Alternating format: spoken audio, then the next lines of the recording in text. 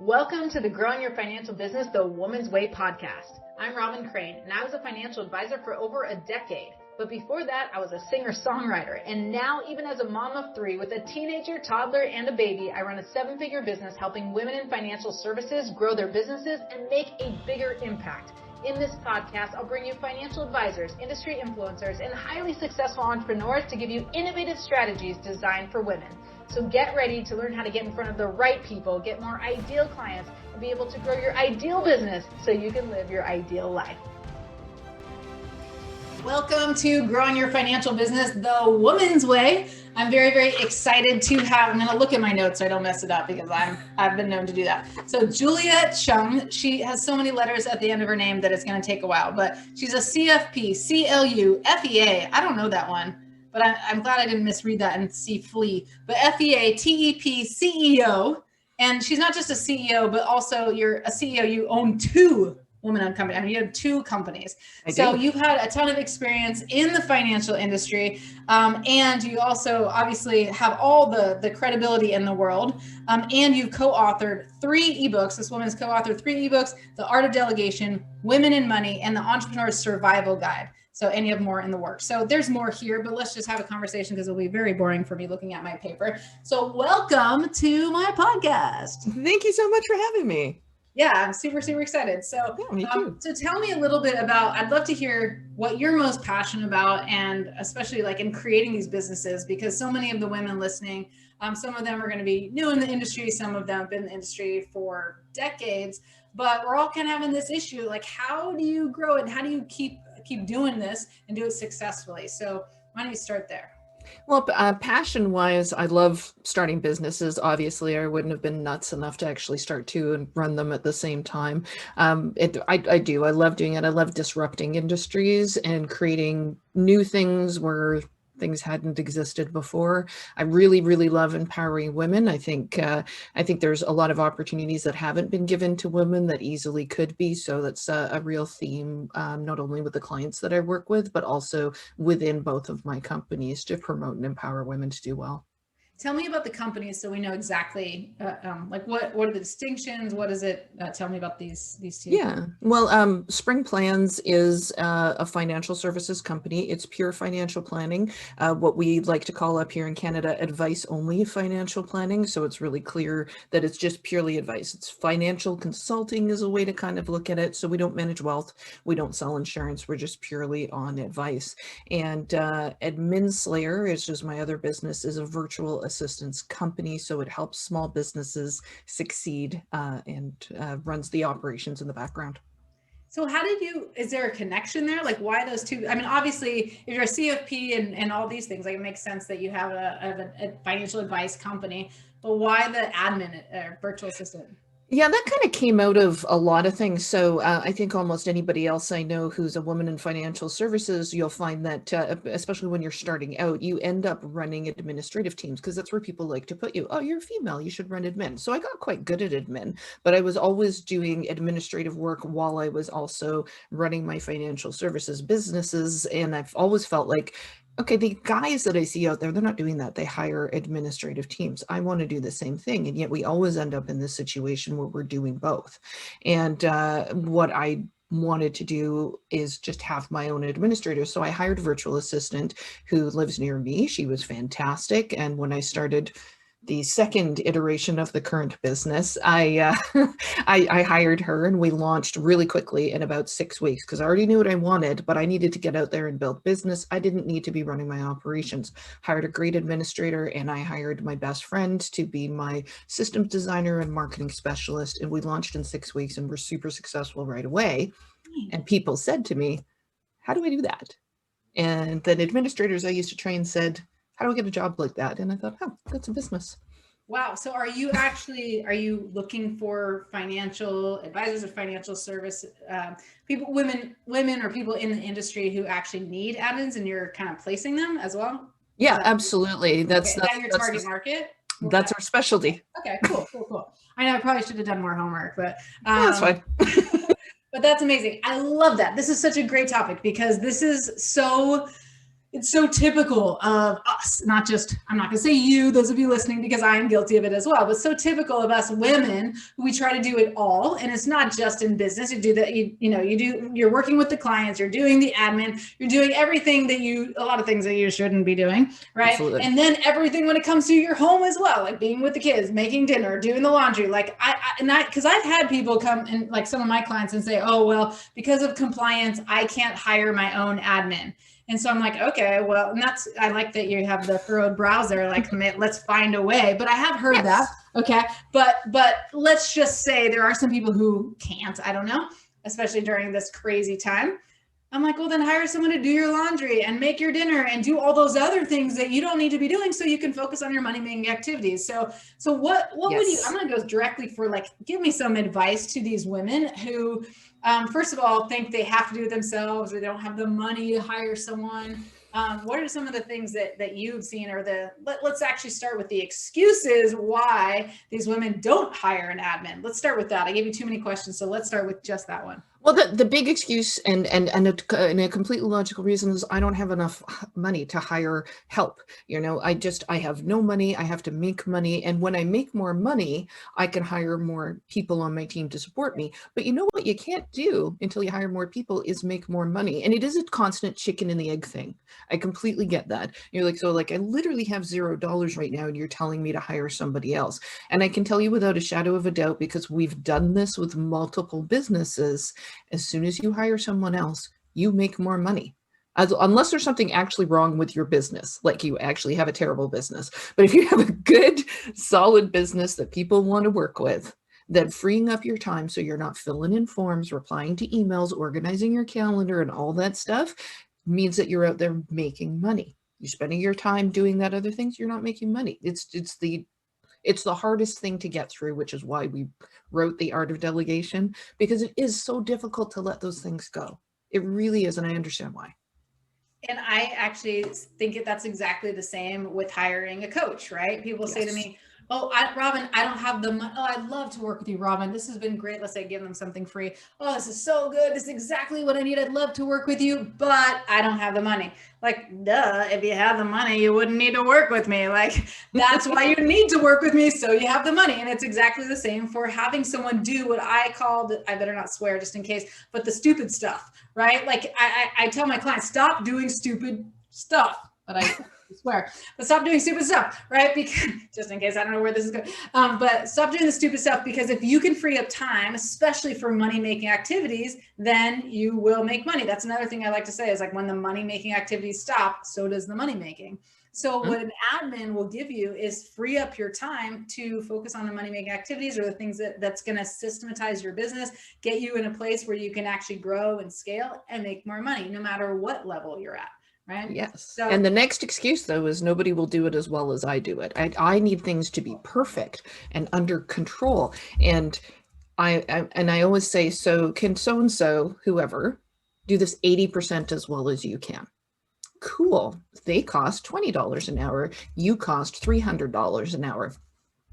Let them do 80%. That's still an A. This is fine. 80% amazing at an email. That is not where you are shining. That's not your job. People aren't getting your email and being like, wow, she's amazing. I'm going to hire her for my financial services support because her email is great. I mean, your email should be reasonable. But that's not why they're hiring you. You can just get somebody else to do that. And another thing that people are like, well, it takes me 3 hours to do the administrative tasks. I couldn't afford to pay somebody else X number of dollars an hour to do that for 3 hours. Well, guess what? They're going to do it faster than you, because this is not what you're good at. You're good at whatever you do, which, is helping people with their finances. We know what you're probably bad at being an expert at is managing calendars, doing emails, filling out forms, designing new systems, marketing, all of those things. That's not what you do. Do the thing you do. Let the expert do their thing. They're going to be cheaper and faster than you. I love that. And not only that, but I feel like it'll take away your mojo. Right? Not only are you bad at it, but how come you feel like you're stuck and you're not getting to where you want to be because you're doing things that don't revive you, that don't excite you, that you're not passionate about? when I was, so I'm not a financial advisor anymore. I was in the decade I was in the decade. I can't even talk. I've been doing trainings today. I was in the industry for a decade. And then I mean, the hardest thing for me was paperwork. I mean, it just drained me doing paperwork. I'm horrible at follow-up. And they said the fortune's in the follow-up. And like, that's not my thing. I'm really good at having a face-to-face conversation. And most of the women who are listening are really good at that. That's why you're in the industry. Actually, not because you're good at math, right? I hate when people say that. They're like, oh, let's go talk to women in colleges about, you know, getting interested in math so they can be in the financial industry. I'm like, how about getting interested in people so you can be in the financial industry? Because the math is not it. I'm not great at math, but I was a really good financial advisor because I get people, right? So those of you who are listening to this, my guess is you're really good at people. If you're really good at the admin work and you're not good at the people part, maybe admin will be better for you and you think you're a business owner when you're not. That's another thing to recognize.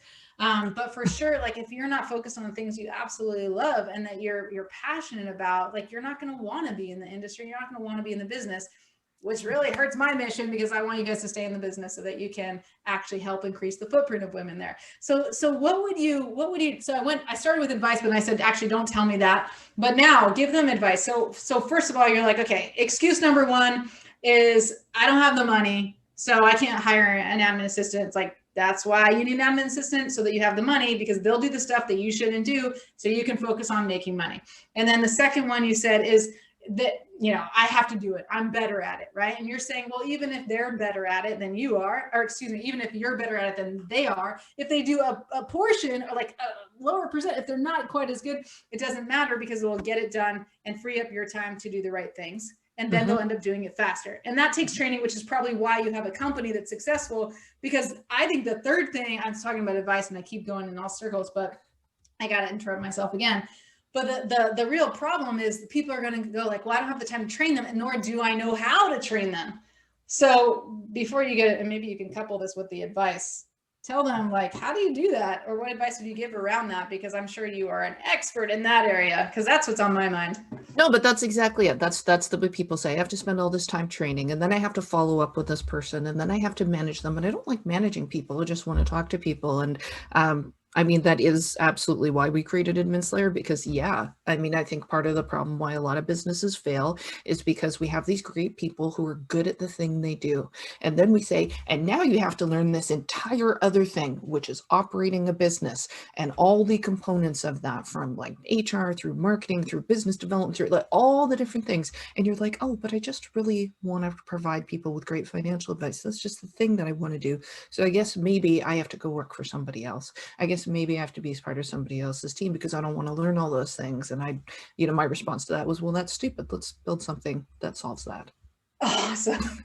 I love that you said that's stupid, because it is. I mean, it's hard, and it's not in a judgmental way, but it's like you can shine in the way that you're meant to shine and be really the best at be the best at what you do, instead of trying to be decent at everything. But people are scared of outsourcing. Like people are scared of outsourcing. People are scared of, letting go of women, especially letting go of control, like letting go of that. So how do they combat that? Is it just like, just go do it? Or no.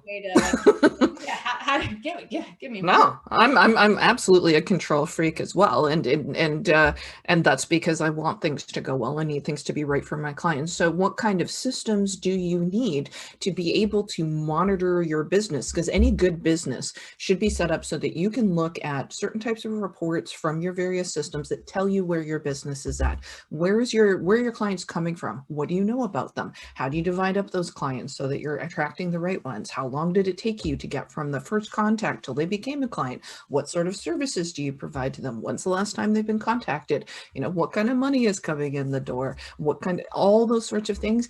Technology exists, and 100% of it is cloud-based unless it's old and clunky. And you can absolutely pull down all those reports, know where your business is at all times, have dashboards for all of those things. You're maintaining control. You can pinpoint with that information exactly who's messing up. You don't have to trust them. I'm sure their heads are spinning like, with overwhelm. I'm finally at this stage in my business where I'm scaling, and like I actually can speak that language and know that. But I know there was a time when, especially when I was starting, or even, 10 years into the business, it's like, I'm good at this and I can hustle and I can meet with clients.